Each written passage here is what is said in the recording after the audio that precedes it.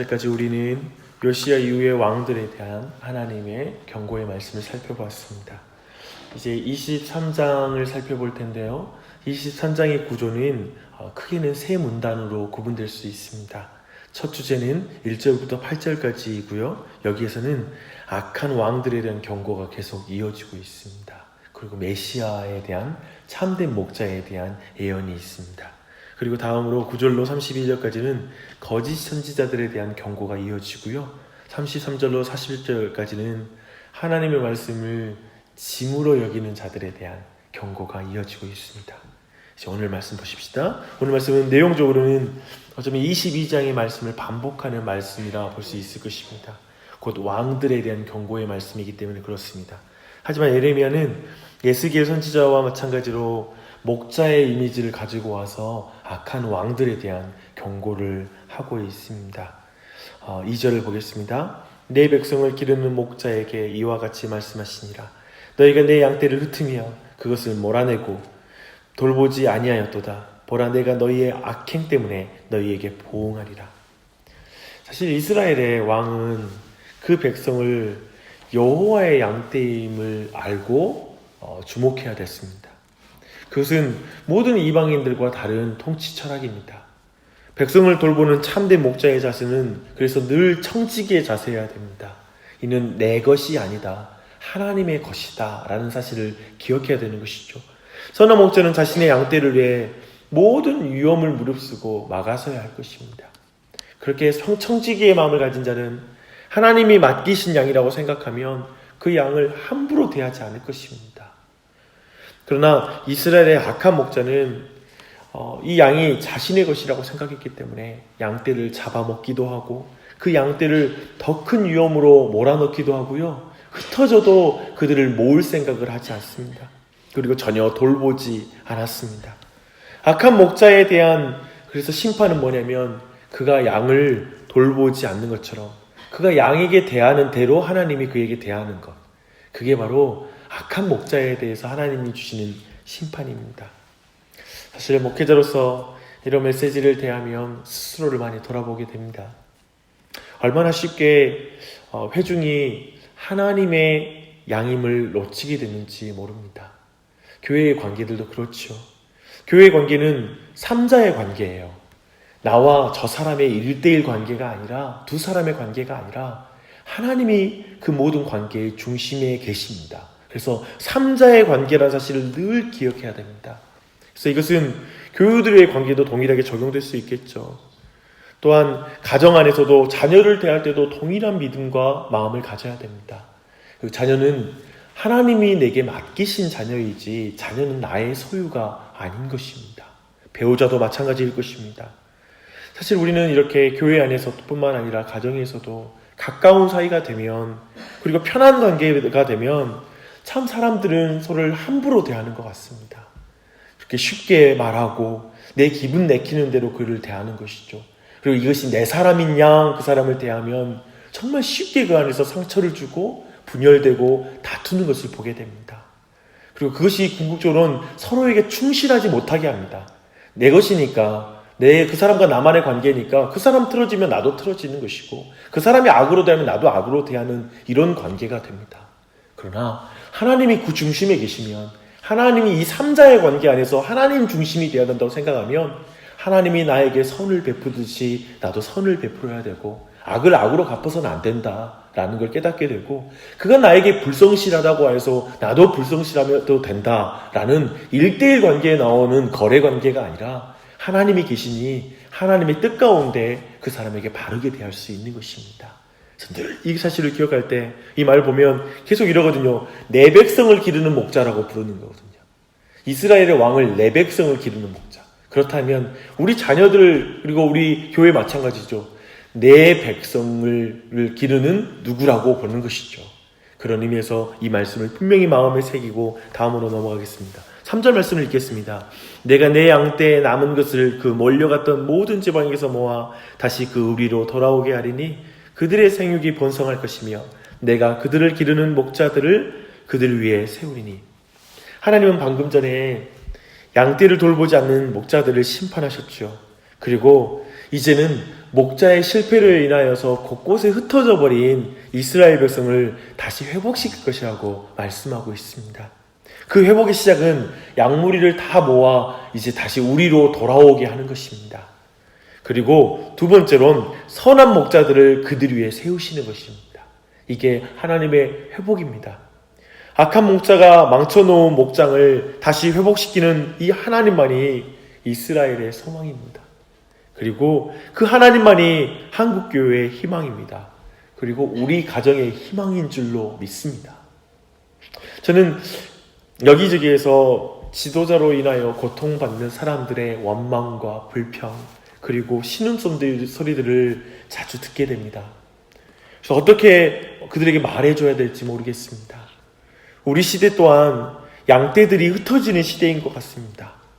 아마도 한 교회 안에서도 사람들의 마음이 흩어져서 아마도 마음의 거리는 같이 한 몸으로 예배를 드릴지 모르지만 마음의 거리는 너무나 멀어져서 도저히 서로의 말이 들리지 않을 정도로 멀어지는 관계들을 많이 보게 되고요. 그리고 많은 사람들이 교회를 떠나고 싶다라고 말하는 사람들 또한 참 많은 시대인 것 같습니다. 이런 시대에 정말 무엇이 소망이겠습니까? 이스라엘의 하나님만이 소망입니다. 이렇게 멀리 떨어져 있고 먼 지방으로 흩어져 버린 그 양떼들을 모으는 것은 하나님이 할 수 있어요. 여러분 아시잖아요. 사람 마음 모으는 게 그렇게 어려워요. 사람 관계 깨져서 서로 흩어져 버리면 그걸 다시 모으는 것이 사람의 손에 있지 않아요. 우리도 점점 나이가 들수록 그리고 경험할수록 깨닫는 건 내가 이 회복을 위해서 노력하는 게 내 힘만으로 안 되고 저 사람 다운도 반응해야지만이 이것이 가능한 일이라는 걸 깨닫습니다. 그런 의미에서 오직 흩어진 양떼를 모으시는 분은 하나님이십니다. 정말 한 교회 안에서도 흩어진 마음을 모으시는 것도 하나님이 하시는 것입니다. 혹 참으로 목자들의 실수가 있고 어리석음과 그리고 목자들의 돌보지 않음 때문에 그러한 일이 벌어지기도 하고 여러 모양의 이유 때문에 교회는 흩어지죠. 하지만 그걸 모으시는 분은 하나님이시고 그 하나님이 우리의 소망인 줄 믿습니다. 한국교회가 많이 흩어져 있지만 지금 한국교회가 목자 없이 흩어진 모습을 보이지만 우리 한국교회가 다시 회복되는 것 또한 우리 주님 참된 목자이신 하나님께 소망이 있는 줄 믿습니다. 그리고 이제 에레미야는 이 흩어진 양떼를 모으고 선한 목자를 세우시는 계획을 가지신 하나님을 분명하게 말하고 있습니다. 그 정도 실패했으면 목자 때문에 그렇게 쓴맛을 봤으면 목자 없이 양떼들끼리 잘 지내는 그런 이상적인 공동체가 없을까요? 민주적인 공동체. 그래서 진짜 목사 없이 모두가 어떤 질서 없이 그리고 어떤 목자라고 부르는 사람이 없이 공동체가 이루어지는 이상을 말할 수 있지 않을까요? 하지만 성경은 결코 그걸 말하지 않습니다. 참된 목자를 세워주십니다. 때가 되면 다윗에게 한 의로운 가지를 일으키사 그로 공평과 정의를 행하게 하실 거라고 말씀하십니다. 그가 메시아입니다. 유다의 마지막 왕 시드기야의 이름이 여호와는 나의 공이라는 뜻이거든요. 근데 이제 하나님은 여호와는 우리의 공이라 일컬음을 받을 목자를 주겠다라고 말씀하고 있습니다.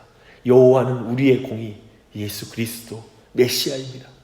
하나님의 양떼에게 필요한 목자는 공평과 정의를 행하는 목자라는 사실을 주목하십시오. 그 자신이 하나님의 모든 율법에 완전하게 순종하시는 분이십니다. 공의롭고 정의로운 분이십니다.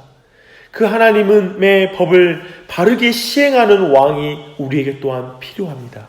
단지 능력 있고 백성 편에 서는 그런 왕이 아닙니다. 사람들에게 공의롭게 살라고 말하는 왕이 필요한 게 아닙니다.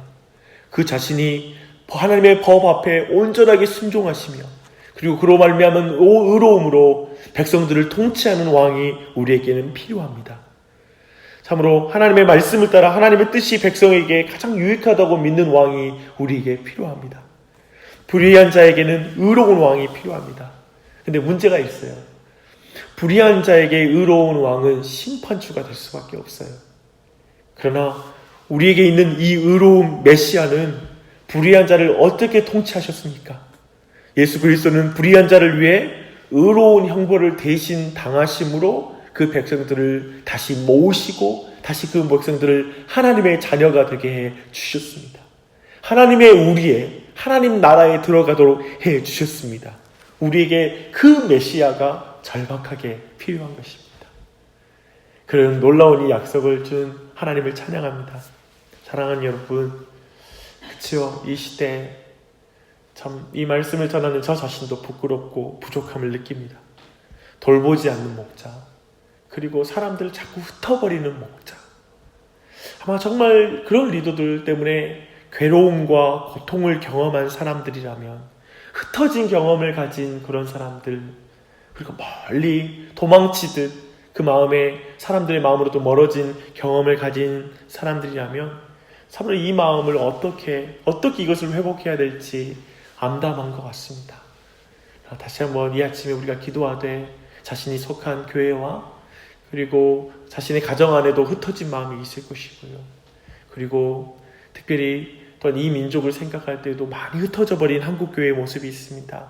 그러나 소망은 하나님이시잖아요.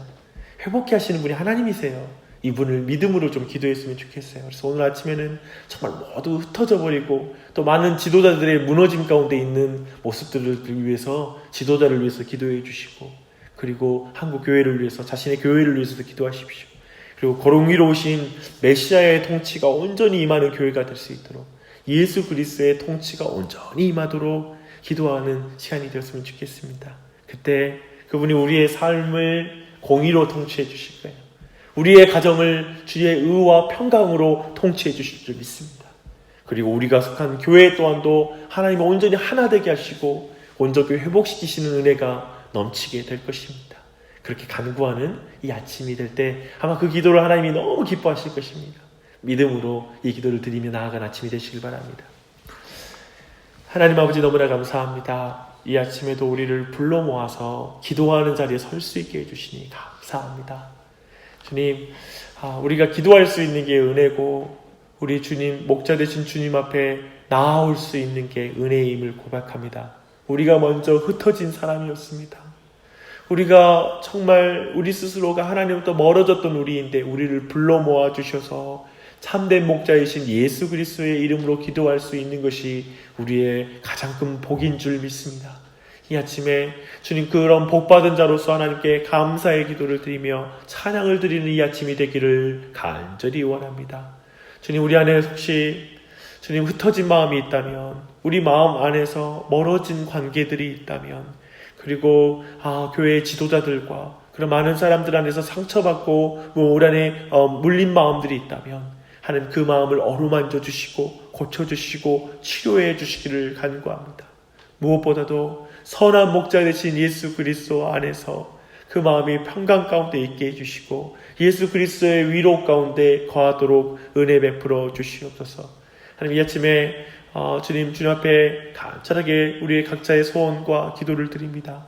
그 기도 제목 가운데 함께 해주셔서 그 기도 제목을 통하여, 그 기도를 통하여 주님 가정이 회복되게 도와주시고, 가정 안에 흩어진 마음들이 모아지고, 정말 하나님의 우리를 떠난 사람이 있다면 그들이 모두 다시 하나님의 우리 안에 들어와서 구원받은 백성이 되게 해주시기를 간구합니다. 그리고 정말 또 교회 가운데도, 속한 교회 가운데도 동일한 은혜를 베푸셔서 온 교회가 참된 목자이신 예수 그리스도를 바라보며 그 목자 안에서 항상 관계하되 삼자의 관계, 하나님이 맡기신 사람이구나, 하나님이 붙여준 사람이구나, 하나님이 보내준 사람이구나라는 그 믿음이 회복되어서 모든 관계 안에 더욱더 겸손하고 그리고 진심으로 대하는 법을 배우게 도와주시고, 교회마다 오직 삼자의 관계를 통하여 지금 교회가 더욱더 화평하며 그리고 화목할 수 있도록 은혜 베풀어 주시옵소서.